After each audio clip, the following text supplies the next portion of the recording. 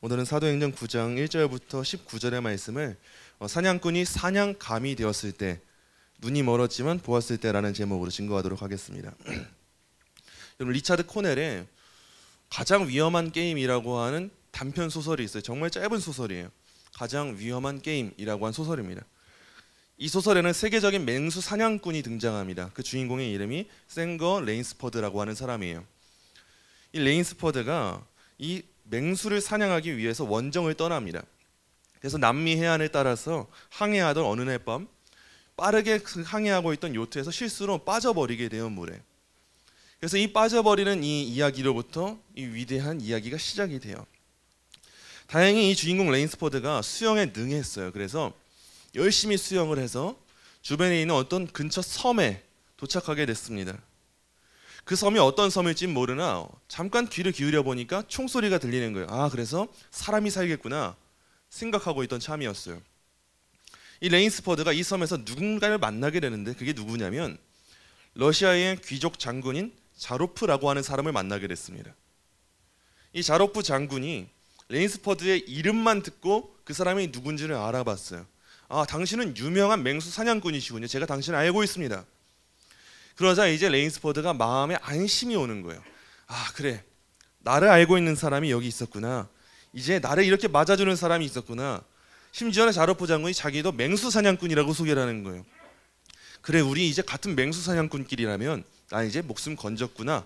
안심하고 레인스퍼드가 기뻐했어요. 그러나 그날 저녁 만찬 자리에서 자로프 장군이 아주 반전이 될 만한 이야기를 꺼냅니다. 자신이 이 섬에서 새로운 동물을 사냥하고 있다고 말을 해요. 그러면서 분위기가 점점 오싹해지기 시작해요. 레인스퍼드가 당황한 표정을 짓자 자로프가 설명을 쭉 이어갑니다. 이 새로운 동물은 어떤 동물인지 아세요? 이 새로운 동물은요, 이 세상에서 가장 흥미진진한 사냥감이에요. 왜냐하면 제 지능과 맞서 싸울 수 있는 사냥감이기 때문입니다. 드디어 제 지능과 맞서 싸울 수 있는 사냥감을 찾게 됐어요. 저는 사냥하기에 완벽한 동물을 원했어요. 그 완벽한 사냥감의 특성이 뭐냐? 용기가 있어야 되고 교활함이 있어야 되고, 그리고 무엇보다도 이성적이어야 돼요. 전 지금 찾았어요 말하는 거예요. 그래서 레인스퍼드가 놀라가지고 질색을 하면서 반박을 해요. 하지만 어떤 동물도 이성적으로 사고할 수는 없지 않습니까? 물으니까 자로프가 답을 합니다. 사고할 수 있는 동물이 왜 없어요? 딱 하나 있죠. 그러자 레인스퍼드가 설마 인간을 말하는 건가요? 물었어요. 그러자 자로프가 왜 안 되죠? 저는 지금 진지하게 사냥감에 대해서 말하고 있는 중입니다 라고 답을 하고, 자신이 사냥감이 되었다는 사실을 듣고 레인스퍼드는 굉장한 공포감에 휩싸이게 됐어요. 이렇게 사냥꾼이었던 사람이 사냥감이 된 사건을 이 위대한 이 단편 소설에서 보여주고 있어요. 여러분, 이 사건과는 비교도 할 수 없는 훨씬 더 높은 차원에서 오늘 우리가 보게 될 사도행전 9장이 그 내용을 담고 있습니다. 아직은 사울이라고 하는 이름을 가진 유대교의 위대한 사냥꾼이 열심을 다해서 그리스도를 따르는 사람들을 핍박하기 위해서 달려가는 중이었어요. 근데 그에게 더 큰 사냥꾼이 임하게 되는 놀라운 역사, 그게 오늘 본문이 보여주는 내용이에요. 그래서 오늘의 이 본문을 통해서 우리가 살펴봐야 될 핵심은 하나님의 신적 사냥이 어떻게 이루어지는가, 그 사냥꾼이신 하나님이 우리를 어떻게 사냥하시는가, 이 내용 우리가 함께 살펴보도록 하겠습니다. 먼저 오늘 본문 1절 2절 말씀입니다. 본문 1절 2절 말씀 우리 함께 한 목소리로 읽겠습니다. 사울이 주의 제자들에 대하여 여전히 위협과 살기가 등등하여 대제사장에게 가서 다메섹 여러 회당에 가져갈 공문을 청하니, 이는 만일 그 도를 따르는 사람을 만나면 남녀를 막론하고 결박하여. 아멘. 지금 스데반 집사의 죽음에 일조하면서 우두머리 역할을 했던 사람이 사울이에요. 근데 이 사울이 지금 스데반이 죽었으면 좀 끝날 만도 한데 지금 어떤 상태가 됐냐 했을 때 그 위협과 살기가 등등한 상태가 됐어요. 더 극심해졌다는 거예요. 스데반을 죽이고 그 피맛을 보고, 그래, 내가 더 열심히 해야겠다 마음을 먹고 스데반과 같은 기독교인들을 사냥하고자 지금 혈안이 되어 있는 상태가 이 사울의 상황이에요. 그래서 눈에 어떤 게 배는 게 없습니다. 그냥 그리스도인을 잡아놓을 수만 있다면 뭐든지 해야겠다, 그런 상황인 거예요. 여러분, 열심이라고 하는 것은 언제나 가치가 중립적이에요. 열심이라고 하는 건 우리가 흔히 좋다고 생각을 하는데, 그 열심이라고 하는 것이 하나님을 향할 때, 하나님을 예배할 때, 섬길 때는 정말 좋고 아름다워요. 근데 하나님을 모르는 사람들이 열심을 가질 때 그때가 얼마나 무서운지 모릅니다. 결국 자기 인생을 위해 열심을 가질 때, 하나님을 모른 채로 열심을 가지면 결국은 하나님을 대적하는 바벨탑을 쌓는 열심을 만들어요. 그냥 나의 가족을 위한 열심을 가질 때, 하나님을 모른 채로 가족을 위한 열심을 가지면 또 다른 바벨탑을 쌓아요. 나라를 위한 열심을 가질 때도 마찬가지예요. 하나님을 이해하지 못하고 하나님의 주권을 이해하지 못하고 열심을 가질 때 나라를 그저 자신들의 주권을 이루는 통치 기관으로 이해하면서 그릇된 열심을 가져요. 지금 사울이라고 하는 사람이 열심을 가졌습니다. 정말 위협과 살기가 등등하고 제일 큰 열심을 가졌는데, 이 열심이 하나님을 모르는 상태의 열심이 되니까 열심의 대상이 생기게 돼요. 그 대상이 누구냐면 오늘 본문 말씀에서 그 도를 따르는 사람이라고 하고 있어요. 그 도를 따르는 사람.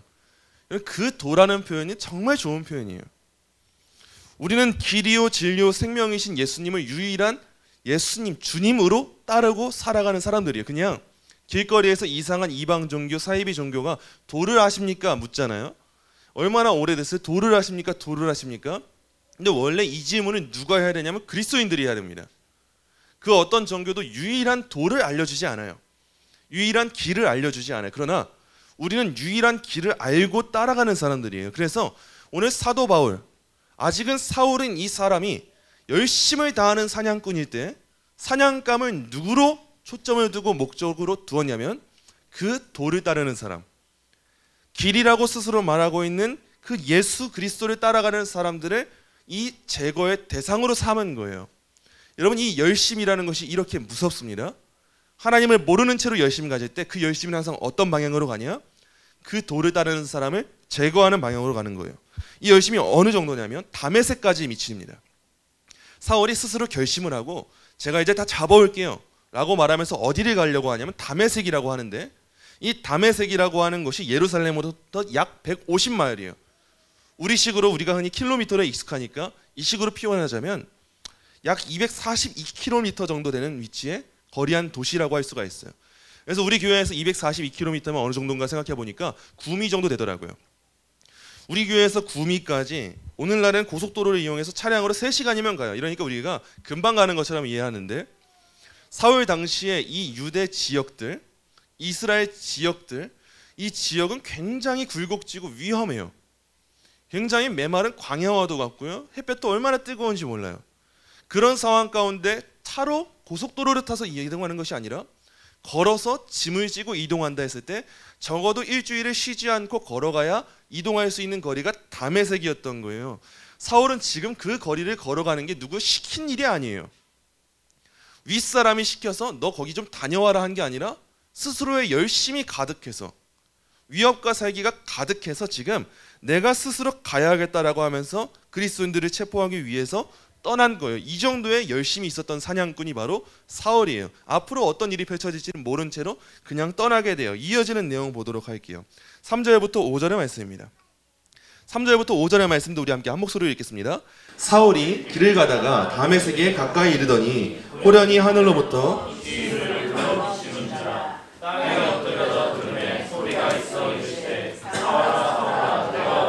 나를 박해하느냐 하시거늘 대답하되 주여 누구시니까? 이르시되 나는 내가 박해하는 예수라. 아멘. 열심으로 예수님을 따르는 사람들을 체포하려고 했던 이 사냥꾼에게 더 거센 사냥꾼의 손길이 지금 임한 장면이에요. 사울이 다메섹에 가까이 이르던 그 정오쯤에 하늘로부터 정오의 햇빛과 비교할 수도 없는 강한 빛이 내려쬐게 됐습니다. 그래서 사울을 막 조명하게 됐어요. 그러자 사울이 어떻게 할 수가 없어가지고 땅에 쓰러지고 막 두려워서 떨게 되는 상황이 지금 이 본문의 상황이에요.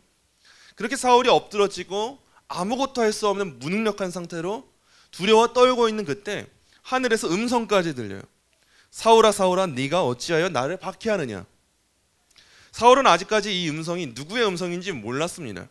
근데 당시 랍비들은 이런 음성이 들린다면 신비한 음성이다, 신적인 음성이다, 이 정도의 이해는 있었어요.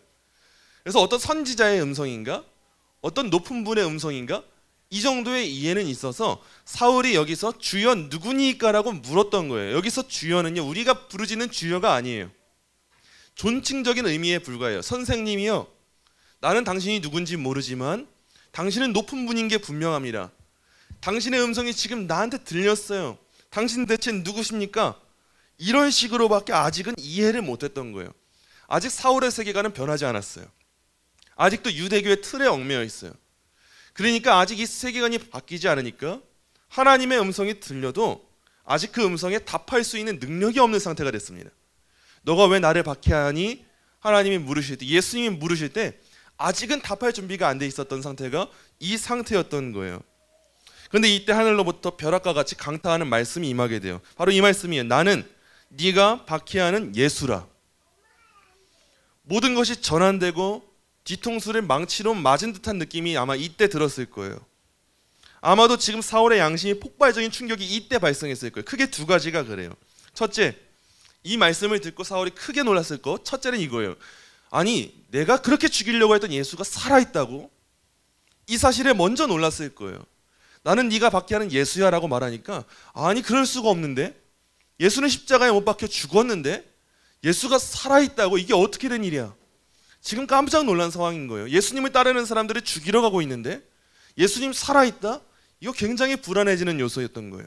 둘째, 아니 그 예수와 예수님을 따르는 그 교회가 하나라고 하는 사실에 놀라게 됩니다.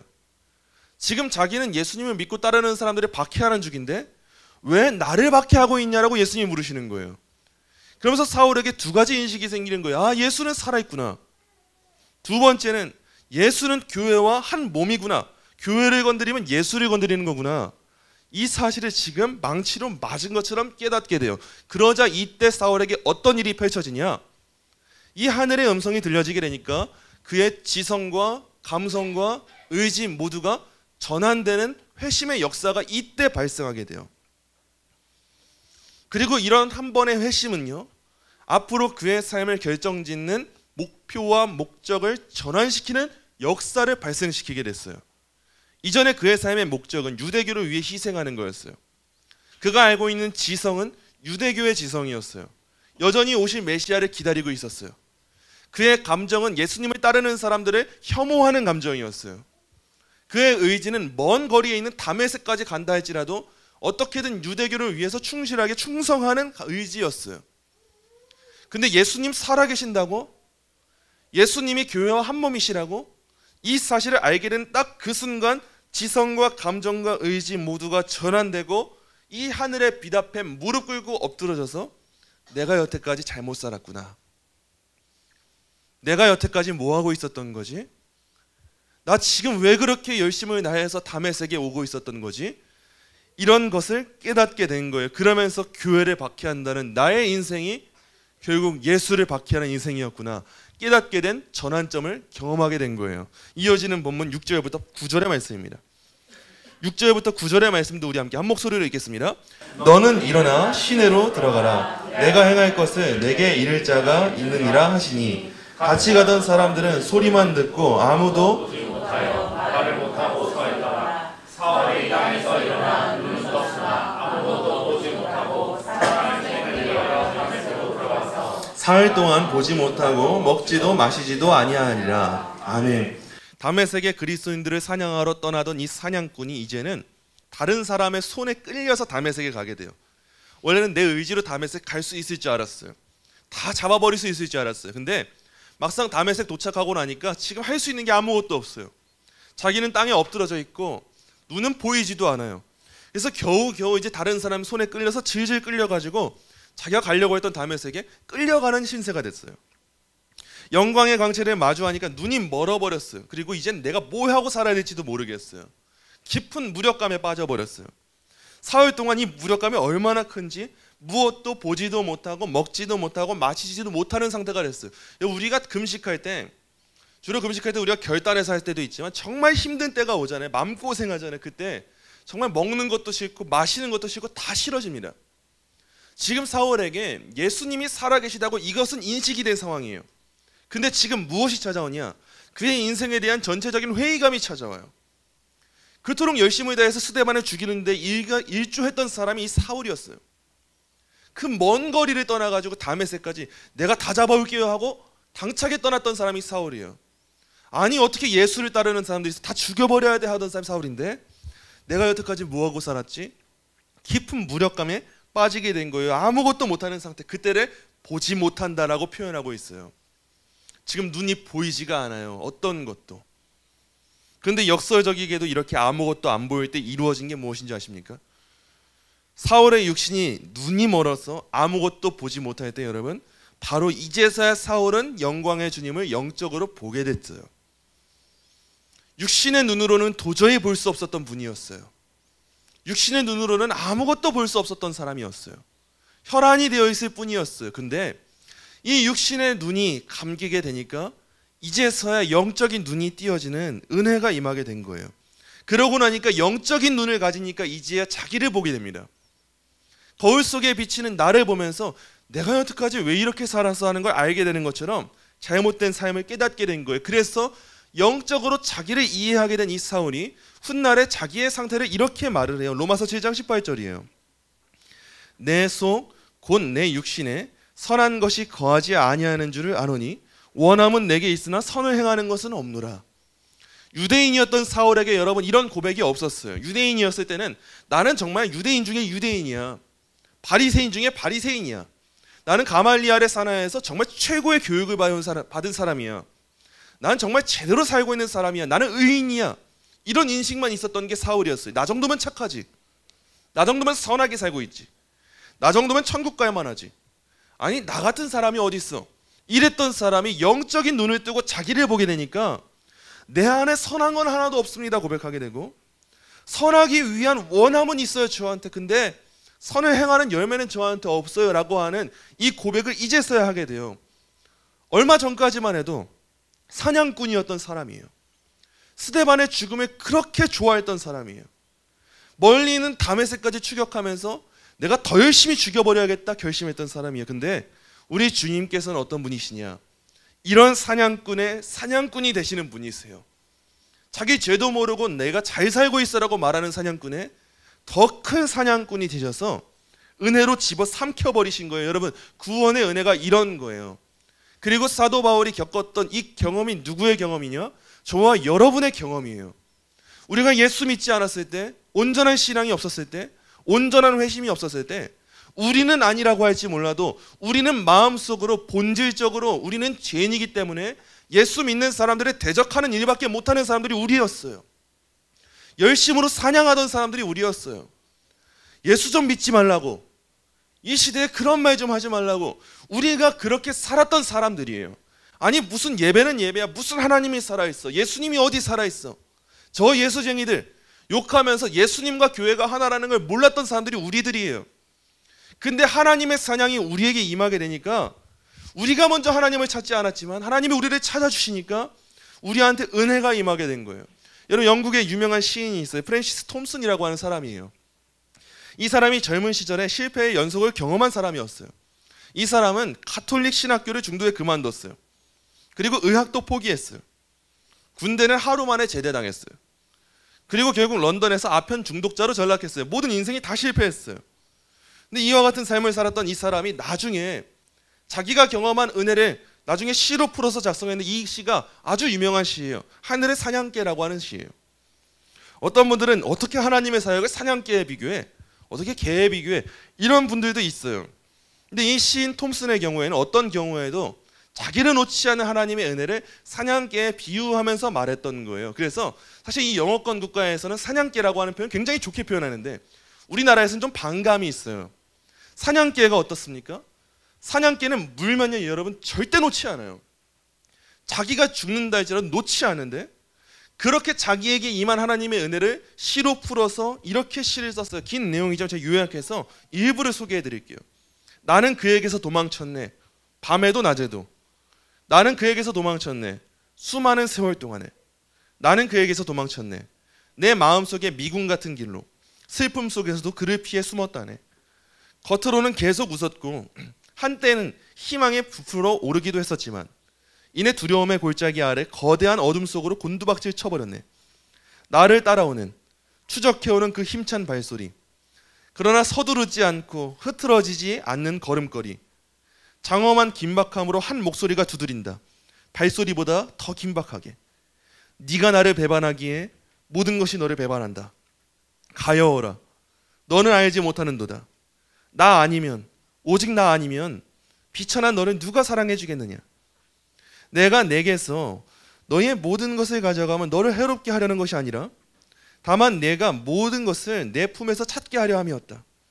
내가 어린아이 같은 생각으로 잃어버렸다 여긴 모든 것을 나는 내 집에 쌓아두었노라. 일어나라.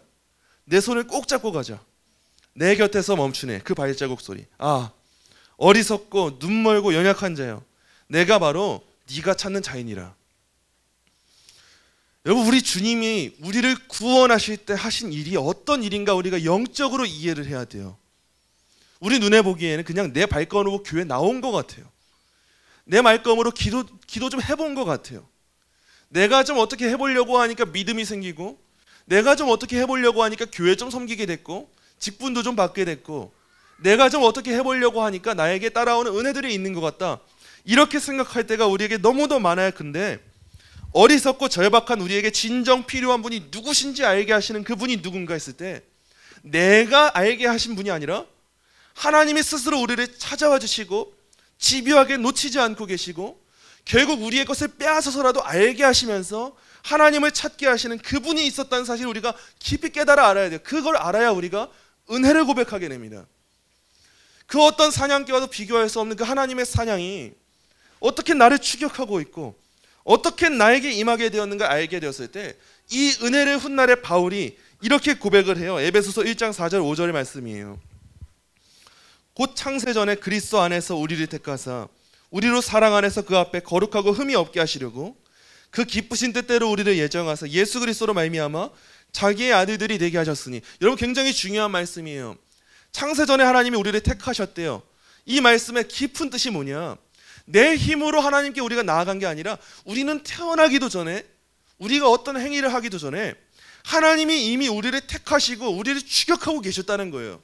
이미 우리를 집어삼키고 계셨다는 거예요. 우리를 그 사랑 안에서 거룩하고 흠이 없게 하시려고 이렇게 선한 게 하나것도 없는, 아무것도 없는 우리를 이미 택하셔서 이미 집어삼키셔서 예수님으로 말미암아 우리를 아들 되게 하셨다는 은혜를 나중에 바울이 고백하게 되는 거예요. 여러분, 그래서 C.S. 루이스는 자신의 회심을 회고하면서 이런 말을 남겼어요. 하나님의 엄격함은 사람의 온유함보다 친절하며 그분의 강제는 우리의 자유이다. 여러분, 정말 중요한 표현이에요. 우리는 하나님의 엄격함을 이해할 때 무조건 나쁜 걸로 이해를 해버려요. 참 답답하다. 하나님 정말 억압하는 분이시다. 답답한 분이시다. 아니요, 여러분, 절대 그렇지 않아요. 하나님이 엄격한 분이시기 때문에 우리한테 가장 비교할 수 없는 온유함이 임한 거예요. 그 엄격함이 우리를 놓치지 않고 계시기 때문에, 그분의 강제가 우리를 놓치지 않고 계시기 때문에 여러분, 지금도 우리 여기가 앉아있을 수 있는 거예요. 여러분, 우리가 우리 힘으로 여기 앉아있을 수 있다면 우리는 절대 오늘 이 자리에 이 예배의 자리에 있을 수가 없어요. 우리의 마음이 얼마나 더럽고 추악하고 악한지. 우리는 눈앞에 보여지는 잠깐의 일에도 하나님을 탓해버려요. 하나님 살아계신 건 맞아요. 살아계시면 이러면 안 되잖아요. 이렇게 저한테 힘든 일만 주신 하나님이시면 전 하나님 안 믿고 말죠. 세상에 능력 있는 사람들 찾아가고 말죠. 저 그냥 점집 찾아가고 말죠. 저 그냥 굽 한번 버리고 말죠. 귀신이라도 저한테 능력을 준다면 전 귀신 따라가고 말죠.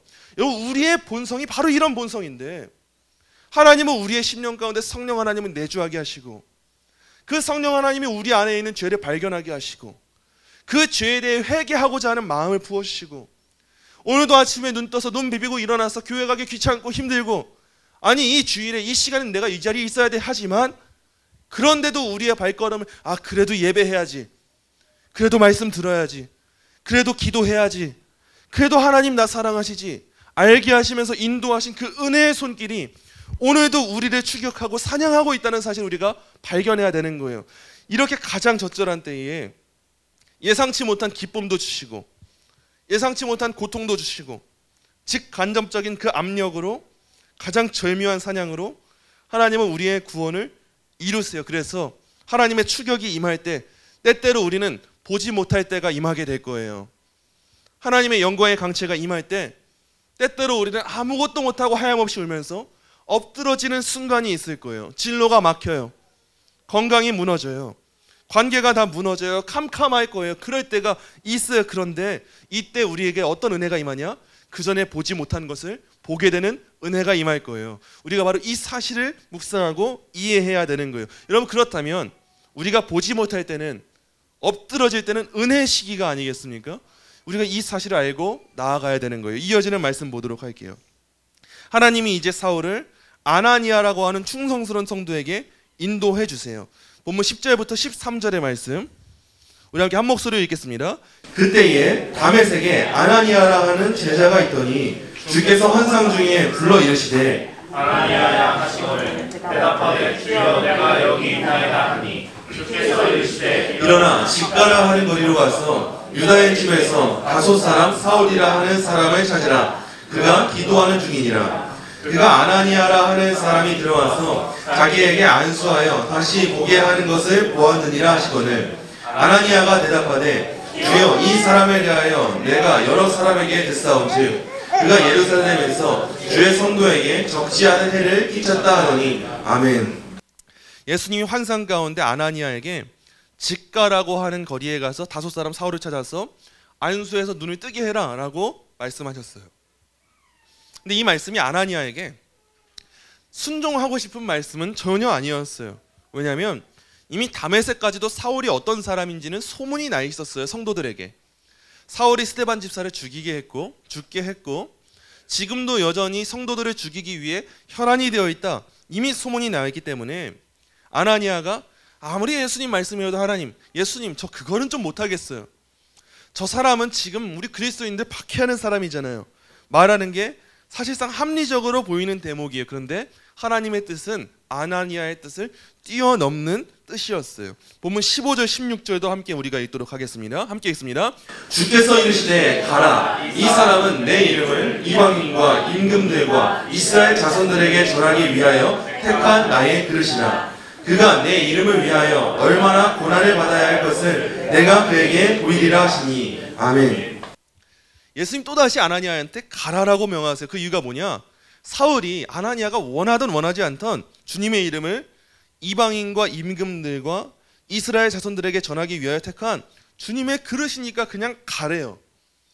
단순한 그릇이 아니라 주님이 직접 손으로 택하신 그릇이래요. 그러니까 가라는 거예요. 여전히 아나니아 마음이 내키겠어요? 여러분, 절대 그럴 수 없어요. 우리가 적어도 교회 안에서도 우리가 이웃사랑해야 된다는 거 누가 몰라요? 다 알아요. 근데 그 이웃사랑이라는 것이 얼마나 어려운지 몰라요. 나 한 대 때려본 사람한테 사랑한다고 말하는 거 쉽지 않아요. 나의 것 뺏어간 사람한테 사랑한다고 말하는 거, 그 사람 진짜 위하는 거 여러분 쉽지 않아요. 우리는 나를 진짜 위하는 사람을 생각하는 것도 어려울 만큼 이기적인 마음이 강해요. 근데 지금 아나니아가 어떤 상황이냐면 내 주변의 동역자들을 다 죽게 만든 사람들이에요. 그 사울이 아주 사람들을 이끌고 와서 다 잡아 죽이려고 하고 있는 사람인데 그 사람이 지금 눈이 안 보이는데 그럼 이제 우리한테는 어떤 상황이에요? 아, 잘됐다, 복수하자, 우리가 한번 갚아주자, 이래도 이상하지 않을 상황인데 다시 한번 가라라고 하시는 거예요. 이때 아나니아가 얼마나 충성된 사람인가 우리가 보게 되어야 돼요. 아나니아가 가라, 내가 택한 그릇이야 라고 하니까 아나니아는 떨리는 마음으로 집을 나서서 순종하고 가게 돼요. 마지막 본문 말씀 보도록 할게요. 17절부터 19절 말씀입니다. 17절부터 19절 말씀 함께 읽도록 하겠습니다. 아나니아가 떠나 그 집에 들어가서 그에게 안수하여 이르되 형제 사울아, 주 곧 내가 오는 길에서 나타나셨던 예수께서 나를 보내어 너로 다시 보게 하시고 성령으로 충만하게 하신다 하니 즉시 사울의 눈에서 비늘 같은 것이 벗어져 다시 보게 된지라. 일어나 세례를 받고 음식을 먹음에 간건하여 지니라. 아멘. 지금 우리가 놀랄 대목이 뭐냐면 아나니아의 입에서 가장 처음 나온 말이에요. 아나니아가 사울을 마주해서 처음 한 말이 뭐였냐? 형제 사울이에요. 형제 사울. 여러분, 이게 이해가 되는 부분입니까? 근데 이 형제 사울이라고 하는 말이 사울에게는 과연 얼마나 큰 위로가 됐을까요? 사울의 이전의 삶을 돌아볼 때 그는 절대 그리스도인들에게 형제라고 하는 말을 들을 자격이 없는 사람이 사울이었어요. 그런데 그 사냥꾼이었던 사울이 그리스도 안에서 사냥감들의 가족이 된 사건이 펼쳐지게 됐어요. 형제 사울아, 이제는 자기도 외롭게 거하고 있다가 보지도 못하고 듣지도 못하고 먹지도 못하고 마시지도 못하고 아무것도 할 수 없는 그 상황 가운데 새로운 가족을 맞이하게 된 거예요. 여러분, 아나니아는 분명 사울로 인해서 과부에 대한 많은 사람들이 알고 있었을 거예요. 사울로 인해서 부모를 잃은 어린 자녀들에 대해서도 다들 알고 있었을 거예요, 여러분. 아나니아만큼 잘하는 사람이 얼마나 있었겠어요. 충성된 사람인데. 이 본문 외에서도요, 여러분, 교회사에서 대단하게 알려진 인물인가, 아나니아가 이 본문 외에 다른 본문에 등장하는 사람인가? 이렇게 큰 포용력을 가진 사람이었고, 사울을 처음으로 형제로 받아준 사람이었고, 사울의 눈을 뜨게 해준 사람인데, 이 아나니아가 다른 본문에 기록되고 교회사의 대단한 위인으로 기억되었는가 할 때 여러분, 그러지 않아요. 그러나 그가 대단한 일을 베풀었던 건 사실이잖아요. 우리는 평소에 아나니아에게 큰 관심이 없어요. 사도 바울에겐 관심이 있을지 몰라요. 너 어떤 사람이 되고 싶니? 어린아이들한테 물을 때 저는 베드로예요, 요셉이요, 바울이요, 이렇게 말할 수 있을지 모르는데, 아나니아요 라고 말하는 아이는 아직 한 명도 보지 못했어요. 우리는 평소 아나니아 잘 알지도 못했고 관심도 많이 없었어요. 우리는 유명한 전도자 D.L. 무디를 누가 그리스도께로 인도했는지 그 사실도 알지 못하고 무디만 알고 있어요. 우리는 그 유명한 선교사 짐 엘리엇을 누가 복음으로 이끌었는지 알지 못해요. 그냥 그 짐 엘리엇이 한 말만 알아요. 영원한 것을 얻기 위해서 영원하지 않는 것을 버리는 사람은 바보가 아니다. 이 말을 알아요. 짐 엘리엇은 알아요. 하지만 짐 엘리엇을 우리가 양성하고 그리스도께로 인도한 사람이 누군지는 몰라요. 우린 유명한 복음 설교자 빌리 그레이엄은 알아요. 빌리 그레이엄 목사님은 아는데 그분은 누가 그리스도께로 인도했는지 그건 알지 못해요. 큰 관심도 없어요. 그러나 우리가 주목해야 될 사실이 있어요, 여러분. 사람들 다 몰라도 괜찮아요. 하지만 사도 바울을 그리스도께로 인도하고 형제로 받아들인 이 사람을 누가 아십니까? 하나님이 아세요. 누가 무디를 인도했는지 아무도 몰라요. 하지만 하나님이 아세요. 가장 위대한 사냥꾼이신 하나님이.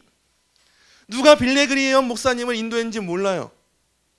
누가 어떤 목사님들을 인도했는지, 누가 어떤 성도 인도했는지 다들 몰라요. 하지만 가장 위대한 이 모든 사역을 주도하는 그 사냥꾼은 이 사실을 알고 계시다는 사실이 중요해요, 여러분. 그게 충분한 거 아니겠어요?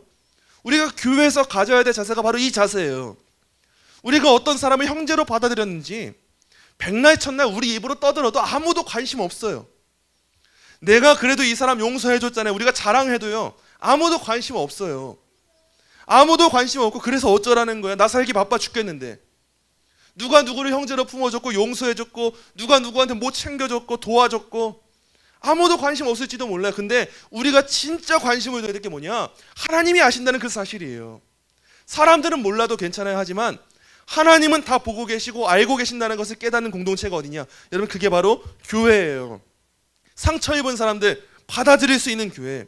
저 사람만은 안 되지 않습니까? 이 말 하지 않고 아나니아처럼 손 내밀고 형제 사울아 말할 수 있는 공동체. 그래서 우리 공동체에는 7번씩 70번이라도 77번이라도 얼마든지 그 용서와 사랑과 화평이 있어야 되는 그 공동체가 교회라는 사실을 알아야 돼요. 아나니아가 안수했어요. 그러니까 사울의 눈에서 비늘 같은 것이 벗어져서 사울이 이제 새롭게 눈을 뜨게 됐어요. 이제는 보지 말아야 될 걸 보는 눈이 아니라 진짜 보아야 될 걸 보는 눈이 됐어요. 마음도 새롭게 변했어요. 이전에는 예수님의 몸을 박해하기 위해서 열심을 다했던 사람인데 이제는 예수님의 사냥감이 되고 나니까 새로운 사냥꾼이 됐어요. 이제는 복음 전도하는 사냥꾼, 이방인을 위하여 택한 주님의 그르신 사냥꾼, 이젠 그 어떤 사도보다도 더 큰 사역을 감당하는 그 사냥꾼, 그 인생으로 동참하게 된 것이 오늘 바울의 이 내용이에요. 말씀 맺도록 하겠습니다. 사랑하는 성도 여러분, 사울의 회심 이야기는 여러분 사실 우리의 이야기임을 꼭 아셔야 돼요. 아니, 나를 어떻게 사울과 비교해? 아니요, 이 이야기가 우리의 이야기예요. 우리도 한때는 진리를 모르고 열심으로 달려가던 사람들이었어요. 하나님의 추격이 없었으면 우리는 어디까지나 갔을 거예요. 다메섹이든 어디든. 그런데 예수님은 우리를 끝까지 추격하셨고 그 사랑 가운데 눈을 멀게 하셨어요. 그리고 보게 하셨어요. 그래서 오늘 말씀 여러분 깊이 되새기시면서 오늘 말씀의 세 가지 권면 가슴 깊이 새기시길 소망합니다. 먼저 첫째예요. 여러분, 고난의 시간을 영적 성장의 기회로 받아들이셔야 돼요. 정말 중요합니다. 삶 속에서 때로 찾아오는 고통과 좌절의 순간은 여러분 하나님의 부재의 순간이 아니에요. 사울이 눈이 멀었던 순간은 하나님이 역사하지 않은 시간이 아니었어요. 사울이 엎드러진 그 순간은 오히려 하나님이 철저하게 역사하시던 순간이었음을 우리가 알아야 돼요. 사울의 육신이 눈이 멀었을 때 그 육신의 눈이 머는 것 자체가 목표가 아니었어요. 이 과정을 우리가 이해해야 돼요. 하나님이 왜 그의 눈을 멀게 하셨는가? 영적인 눈을 뜨게 하게 하시려고, 보아야 될 것을 보게 하시려고 눈을 멀게 하신 거예요. 우리의 앞이 보이지 않는 어둠의 시간이 올지도 몰라요. 하지만 그때 여러분 꼭 기억하시고 의식적으로 묵상하셔야 돼요. 하나님이 새롭게 이루시는 일이 있구나. 하나님이 다시 한번 새로운 걸 보게 하시는구나. 이 소중한 기회가 나한테 임했구나. 그래서 우리에겐 이제 고통 속에서 늘 고백이 따라와야 돼요. 주님, 제가 지금까지 보지 못했던 당신의 은혜를 보게 하여 주시옵소서. 전 지금 분명 보지 못하는 순간이 맞아요. 하나님, 저 지금 아무것도 안 보여요. 저 앞으로 어떻게 살아야 될지 모르겠어요. 저에게 주어진 것이 무엇인지 모르겠어요. 저 지금 다 망가져가는 것 같아요. 저 지금 다 무너져가는 것 같아요. 하지만 주님, 저에게 지금 보게 하신다는 사실 명확하게 알겠으니까 저에게 이제 볼 수 있는 그 은혜를 허락해 주세요. 이렇게 고백하시는 여러분 되시기를 소망합니다. 둘째, 아나니아의 역할을 감당하는 순종의 사람이 여러분 되셔야 돼요. 평범한 성도 아나니아입니다. 오늘 본문에만 등장하는 사람이에요. 이 사람의 작은 순종일지 몰라요. 그냥 가라고 해서 갔어요. 안수하라고 해서 안수했어요. 뭐 대단한 설교를 하고 강론을 하고 강의를 하고 양육하고 뭐 제자 훈련을 하고 그런 거 없었어요. 그냥 가라 해서 갔는데 그 작은 순종이 위대한 선지자, 위대한 사도 바울을 탄생하게 하는 역사의 순간으로 이어졌어요. 우리 주변에도 분명 이런 아나니아의 손길이 필요한 사람들이 있을 거예요. 근데 꼭 그 사람들은 기억하세요. 정말 손 내밀기 싫은 사람들이에요. 꼭 하나님은 얼마나 지독하신지, 우리한테 정말 저기는 가지 싫다, 정말 저기만큼은 손 내밀기 싫다, 정말 저 사람만큼은 안 될 것 같다라고 하는 그 사람한테 가라고 하세요. 우리한테 순종을 요구하시는 거예요. 내 눈에는 형제라 부를 수 없는 사람일지라도 하나님은 우리의 손길과 그 말 한마디, 그 기도를 통해서 그들을 회복시키기 원하세요. 여러분, 꼭 오늘 밤에 나에게 내가 손 내밀어야 될 그 대상자가 누구인가? 나 또한 아나니아와 같이 그 작은 순종을 할 수 있다면, 사실 나를 찾아와 주신 순종에 비하여 이거 정말 작은 순종인데 왜 난 이것도 못하고 있었을까? 나 이제 누구에게 손 내밀어야 될까? 묵상하시면서 순종의 사람 되시는 여러분 되시기 소망합니다. 마지막 셋째입니다. 하나님의 깨끗한 그릇으로 복음을 위해 여러분 헌신하시길 소망합니다. 우리는 각자의 자리에서 하나님의 손에 붙들린 그릇으로 부르심을 받았어요. 바울이 이방인의 그릇으로 부름받았던 것처럼 여러분, 우리도 창세전에 예정되어서 주님께서 택하신 그릇으로 그렇게 부름을 받았어요. 그래서 깨끗한 그릇이 되기 위해서 세상의 헛된 욕심과 자랑을 내려놓고 때로는 복음을 위해서 어려움도 감내해야 돼요. 사울에게 겪었던 이 시간들이 그런 시간들이었어요. 사울은 이전에 안에 많은 것들이 차 있는 그릇이었어요. 자기는 정말 좋은 그릇이라 생각하고 있었고, 나는 유대인 중에 유대인이고 바리새인 중에 바리새인이고 나는 배운 것이 끝도 없고 대단한 사람입니다라고 하는 그 모든 내용들이 그 그릇 안에 담겨 있었는데, 여러분, 이 그릇 안에 담겨 있던 것들은 하나님 보시기에 더러운 것들이었어요. 그래서 하나님은 사울을 엎어뜨리실 때 사울이라고 하는 그릇을 뒤엎으신 거예요. 그 안에 있던 것들이 쏟아지도록. 여러분, 우리에게도 그런 시간이 필요할 수 있어요. 하나님은 우리를 분명 깨끗한 그릇으로, 하나님의 복음을 담아내는 그릇으로, 순전한 신앙을 담아내는 그릇으로 부르셨는데, 우리는 왜 이렇게 자꾸 세상에서 그 더러운 것들만 담아내고 있을까요? 왜 이렇게 계속 이거 못 가져와서 안달이고, 왜 이거 못 버려서 안달일까요? 제가 영상 하나를 보니까 그 미운 우리 새끼, 그 예능 프로그램에서 김종국 씨가 나오는데, 런닝맨이었어요. 런닝맨. 그 김종국 씨가 나오는데 그 집에 뭐가 그렇게 가득한가 하니까 소문난 짠돌이잖아요, 김종국 씨가. 그 집에 베란다건 방이건 쉴 것 없이 비닐봉지만 가득한 거예요. 집이 아주 쓰레기장인데 비닐봉지만 모아놨어요. 왜 그렇게 모아놨냐라고 하니까 이거 비닐봉지 다 나중에 쓰는 건데 왜 아깝게 버리냐 하는 거예요. 나중에 재활용 버리러 갈 때 다 쓸 건데 이걸 왜 버려? 근데 베란다 한 칸에 비닐봉지가 천장까지 꽉 차 있어요. 방에 비닐봉지가 가득해요. 여러분, 그게 과연 잘 아끼고 잘 활용하는 거예요? 아니요. 여러분, 그건 더러운 거예요. 아무리 모아봤자 쓸모가 없어요. 그건 버리고 정리해야 돼요. 비닐봉지 한두 개 쓸 수 있겠죠. 근데 그거 가져와서 모아놓는다고 내가 아끼고 절약하는 사람 되는 게 아니라 치우는데 더 많은 비용이 들어요. 근데 우리도 이런 삶을 살아가고 있다는 생각을 여러분 하셔야 돼요. 우리는 깨끗한 그릇을 애초에 부름받았는데 우리의 마음은 왜 이렇게 욕심으로 가득한지, 하나님이 그냥 가만히 있으라고 하면 가만히 있으면 되는데 가만히 있지 못하고 눈이 이곳저곳 계속 향해요. 고개를 맨날 돌리고 있어요. 우리 고개는 하늘만 향하고 있어도 부족한데 늘 고개를 기웃기웃거리면서 어디 챙겨올 거 없나, 여기 챙겨올 거 없나, 저기 쓰레기장 가봐야겠다, 여기 분리수거장 갔더니 이렇게 좋은 게 있네 하고 세상의 것 담아오죠. 아니 저기 분리수거장이 이런 게 있네, 또 담아와요. 아니 여기 먹다 남은 물이 있네, 그것도 담아내요. 그러니까 나중에 어떻게 돼요? 우리 그릇이 쓰레기장이 돼요. 그러니까 하나님 편에서 어떤 과정이 필요하겠습니까? 우리에게 정화해야 되는 시간이 필요해요. 그래서 여러분, 우리가 정말 신앙의 길을 따라 걷지 않고 있을 때 우리에게 하나님이 정말 사랑하신다면 고난이 분명히 임해야 돼요. 그리고 그때가 임하기를 우리 또한 소망해야 돼요. 하나님은 사랑하시는 자녀를 징계하세요. 사랑하시는 그 자녀를 징계하시지 않는다? 그 자녀는 버림받은 자녀인 거예요. 하나님 우리를 정말 사용하시기 원한다면 우리 안에 있었던 그 헛된 욕심 버려버리게 하실 거예요. 여러분, 우리가 정말 똑똑하고 얍삽하잖아요. 그럼 하나님 앞에 매맞기 전에 진작 움직여야죠. 어린아이들도 정말 얼마나 얍삽 빠른 아이들이 있어요. 꼭 혼나기 직전까지 해요. 혼나기 직전까지 하고 부모님 눈치 살살 보면서, 선생님 눈치 살살 보면서, 선생님 저 이거 했어요? 잘했죠? 물어요. 그럼 또 결과는 뭐예요? 칭찬 받잖아요, 결국에. 우리도 좀 그런 신앙을 지혜롭게 좀 배워야 되지 않겠습니까? 하나님이 먼저 우리 혼내시기 전에 우리가 먼저 좀 회개하고 기도하고, 주님 저 내려놓을게요. 저 혼나기 전에 저 정말 이거 더러운 거 이제 알게 됐으니까 제 안에 있었던 욕심도 이제 좀 버려볼게요. 자랑하는 이 입술 좀 닥쳐볼게요. 주님, 입술 좀 거두어가 볼게요. 제 마음에 있는 이 욕망 한번 제가 스스로 꺾어볼게요. 주님, 복음을 위해 한번 감내해 볼게요. 저 한번 철판 깔아 볼게요. 저 주님 쓰신다고 하셨으면 이 은혜 믿고 한번 나아가 볼게요. 주님 저를 깨끗한 그릇으로 빚어주세요.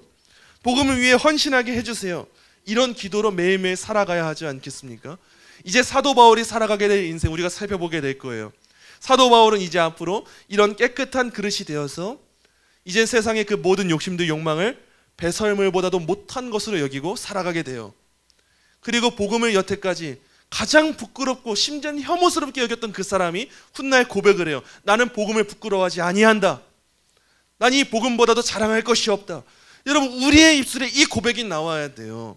자신 있게 자랑해야 돼요. 세상의 것에 자랑하는 입술을 이제 그치고 복음이 너무 자랑스러워서 사랑하지 않을 수 없는 그 상태, 그 은혜의 삶을 살아가기 위해 우리가 결단하고 고백을 해야 돼요. 여러분, 하나님의 은혜의 추격은 앞으로도 우리를 향해 끊이지 않고 다가올 거예요.